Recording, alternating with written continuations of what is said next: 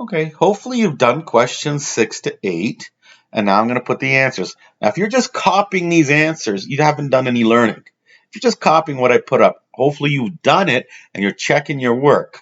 Okay, that's the whole key here. You've done it and you're checking your work to see if you've done it right. Then learning occurs. If you're just copying, okay, you're not being proactive. You're just reacting to me. You want to be proactive and do the questions. Okay, so question 6. The probability that someone in Bonneville enjoys drinking Pepsi is 30%. The probability that someone in Bonneville plays hockey is 40%. What is the probability of someone in Bonneville plays hockey and enjoys drinking Pepsi? So, they enjoy playing hockey is 40%. So it's 40% times 30%. Okay, and this is question 6. And that's 0.4 times 0.3. You should get 0.12. Okay, and that should be 12%. Let's see if I'm not mistaken. That should be 12%. And again, this is not meant to be copied, just to check your work.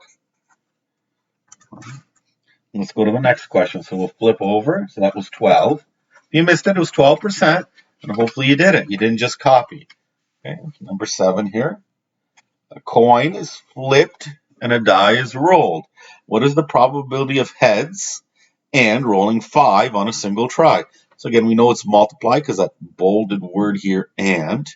Okay, flipping heads. So 1 out of 2 shot of flipping heads.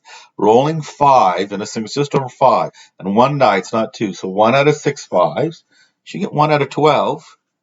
Okay. 1 divided by 12. So let's put it on a calculator.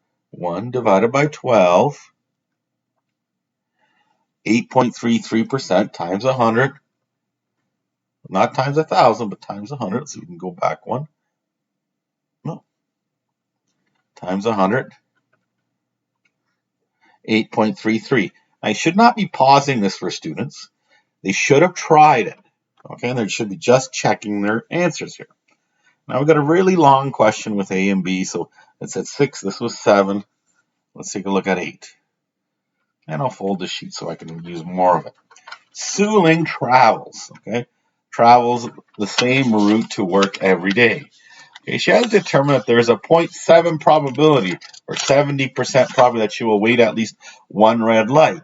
And there is a 0.4 probability that she will hear her favorite new song. So, as soon as I say that, okay, new song, maybe I'll write new song. And fave, that's her fave. I might write 0.4. Okay, and then there's a 0.7 chance she will see at least one red light. So 0.7 chance this is red. What is the probability Su Ling will not have to wait for a red light? Okay, not have to wait for a red light and will hear her favorite song. So there's a 7.7% chance that she will wait for at least one light. So that she'll wait. We're going to assume there's only one light. Okay, it says at least, but we're going to assume there's one light only. So if P not red, okay, so not waiting, P prime, P not red is 0.3. Well, how did I get that? Well, it's 1 subtract 0.7. So you get 0.3. You do 1 subtract 0.7 and you get 0.3. Okay. Now, of her hearing a new song, so let's see. So where's the and? Let's go a bit lower here. Not having to wait for a red light and hear her favorite song, so 0.4. So it's 0.3 times 0.4. So 0.3 times 0.4. Okay, 0.3 times 0.4 is 0.12. I think we've seen that, 12%. That was A. You have to make assumption there's only one light there. Okay, let's take a look at B. What are the odds in favor of Su Ling having to wait at a red light and not hearing her favorite song? So before that, we first got to find the probability. So we need to find the probability. Okay, having to wait. We have to wait for red. Okay, so wait for red was 0.7. Okay, and not hearing. So it's opposite. So hearing her favorite song is 0.4. Not hearing is different. So let's take a look. So first, 0.7 is to wait. Not hearing her favorite song. So 0.4 is hearing it. Not hearing is 1 minus 0.4. So it's like 0.7. So I'll write it 0.7 times 0.6. So this was a thinking question. 0.7 times 0.6 is 0.42. 42% chance. Not 42, yeah, 0.42. Sorry. A 42% chance. There's a 42% chance of that occurring. Now, what are the odds in favor? So now it becomes an odds. Odds in favor. Well, it's PA to PA prime. If you look at your formula sheet, PA to PA prime. It's the 42% that you want to what you don't want. So 42. So 100 minus 42 is the other side. 100% minus 42. So 58. 58. So it's 42 to 58. And that becomes 21. You should reduce it 21 to 29. Now, this was the challenge question at the end. See if you remembered how to do odds and how to subtract 1 minus. This was a very difficult question compared to the last one. So if those two should have been snap, snap, go, go, this one you can leave up. If someone wants to take a picture, they can take a picture of the screen to go over it.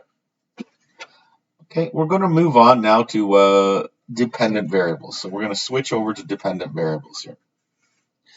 Dependent variables. Let's move my page out of the way and let's read this. Dependent.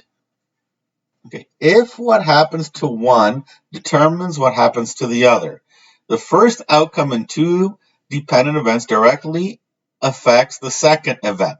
To determine the probability, you multiply both, taking into account what happened to the first.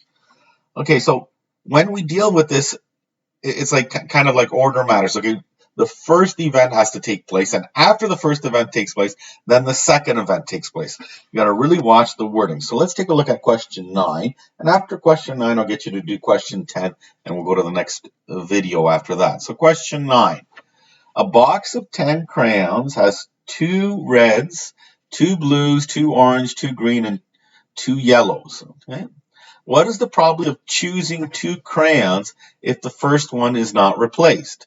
So first we're going to do the probability of picking 2 crayons. Let's see, 2 red crayons. So we're going to probability of picking one of the red crayons, the first red crayon. So there's 2 red crayons. The probability of picking one is 2. I'll even write on the sheet, 2 over 10.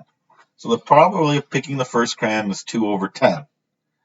Now, the probability of picking the second crayon, you've already picked a crayon, and you've hopefully already taken a red, so there's only 1 red left. So 1/9.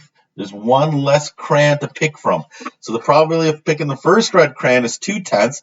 Well, if you've taken it, the probability of picking the second red crayon is 1 over 9, because there's 1 red crayon left and 9 crayons left. So when you do the work here, okay, you do 2/10 times 1/9. I'll write it in the space. 2/10 times 1/9. You do 2 over 90. It's like 1 over 45, but we can do that as a decimal. 1 over 45. So as a decimal, 2 divided by 90. 2 divided by 90. Okay, 0 times 100. 2.22%.